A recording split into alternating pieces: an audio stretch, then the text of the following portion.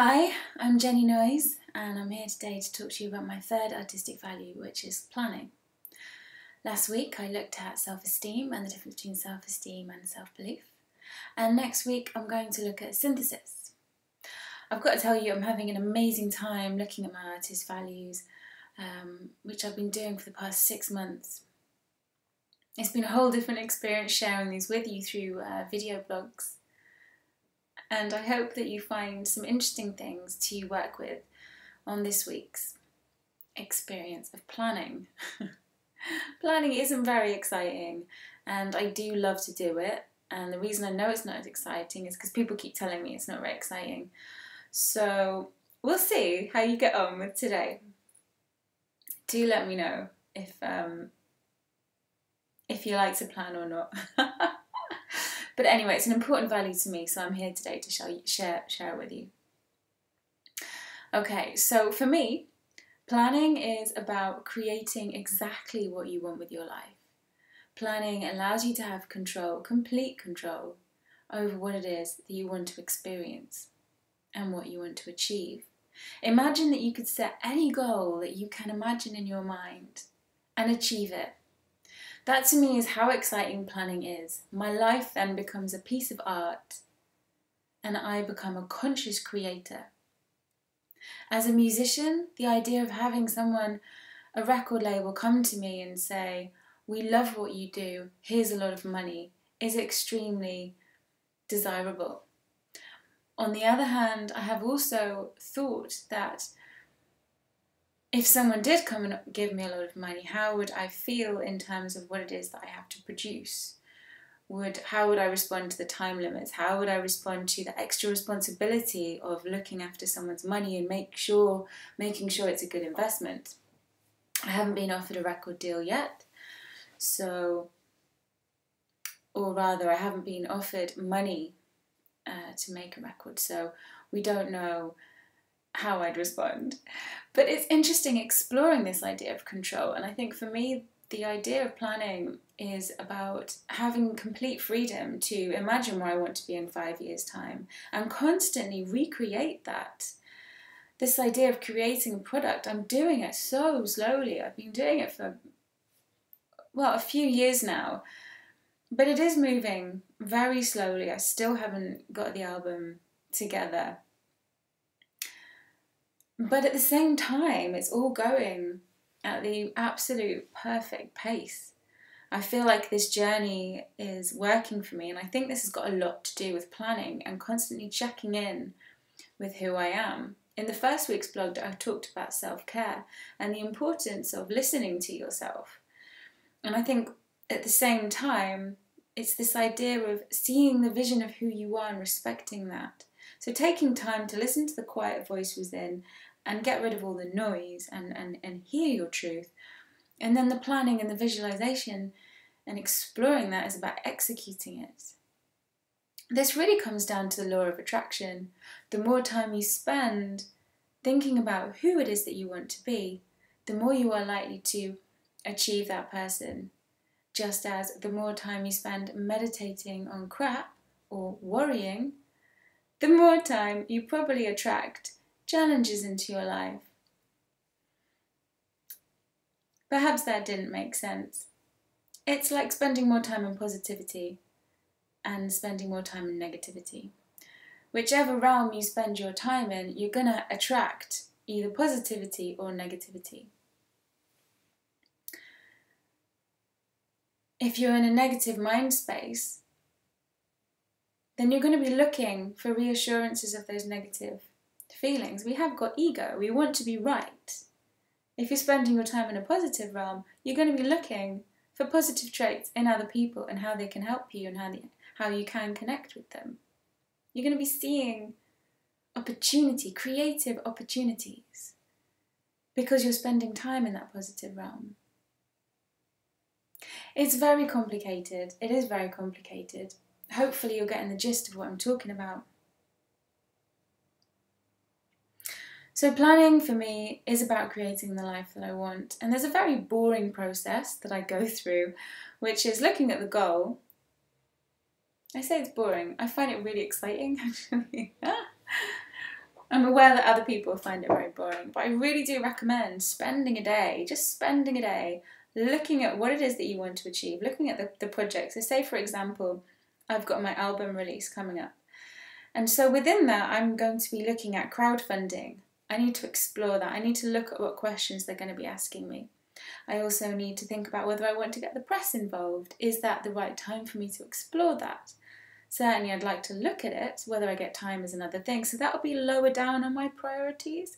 But it might be that later on it becomes higher on my priorities.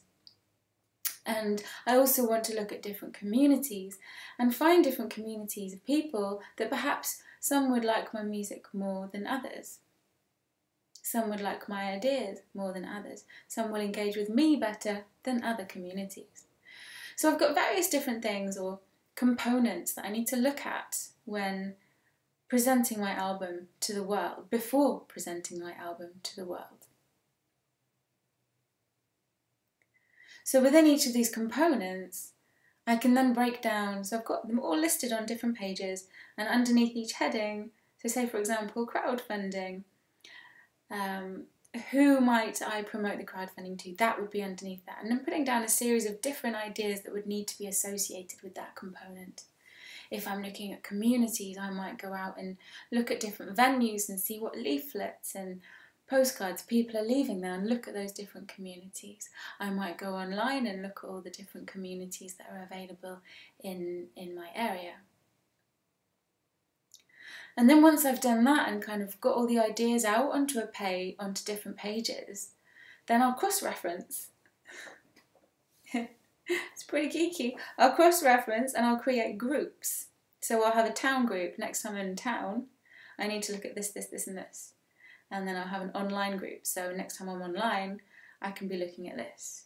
You know, if the internet goes down one afternoon, I've got a Photoshop list. I need to go and look at all these different things on Photoshop. Edit all these different things. So, and then within each of these groups, you can list priorities. So, and then you can have a daily plan, which is like, out of all these different groups, I need to go to town because this is the most important thing that I need to do before I can progress. It's, I love putting my ideas onto a page, and I love getting that out of my head so I can forget about it. Because one of my favourite things to do is to be able to go to town, for example, and just forget about everything and not worry about anything. I've got my little list and know I've visualised where I'm going and what I'm going to do. And then I can just do that walk and enjoy it and meet people along the way and not be pressured by other thoughts and other ideas. Similarly, when I sit down and write a song, I don't want to be pressured by thinking about this and that. I just want to know that I can shut the world out. So planning helps me to look at the overview so that I'm confident that I'm going in the right direction. And then it allows me to be in the present moment once I actually execute these amazing tasks that I have to execute. And sometimes I don't feel like doing anything and I just want to shut the world out and shut the computer down and watch some crap on, on Netflix. Lots of good stuff on Netflix, but actually, you know, actually try and find something that's not very good. So it's not going to stimulate me. And I think that's okay to just have those days also. I think you really need to go with your emotions because we do have complex relationships. In particular this week I've had some really intense relationship stuff that has broken my heart and made me feel really sad, and I have had to take a few afternoons off. So, but anyway, yes, it's good to just be. So I think that this is all, this process of planning has all been about learning to trust the universe, learning to trust life, recognizing that the more time I spend imagining who I want to be and writing this down, and it does help me to write it down. I'm not very good at sort of dreaming and following that tangent, sort of sitting and just dreaming and looking out the window. I need to write stuff down, so I'll write it down and I'll probably put it away somewhere. and then come back to it later and then see if it still applies. So this idea of where I want to be in 5 years' time, who I'm with, what environment I'm in, what kind of people I've got around me, and giving as much detail as possible so that I know that when opportunities come up, I know that I'm working in line with who it is that I want to be. And I think it also allows the universe to respond if you believe in the law of attraction. Anyway, embrace your dreams rather than push them away. Allow yourself to visualize. Allow your body to catch up with that.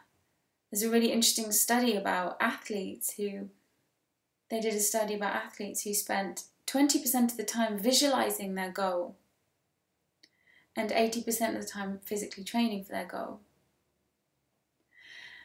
And then they also did a study for athletes who spent 80% of their time visually training for the goal and 20% of the time executing the physical training.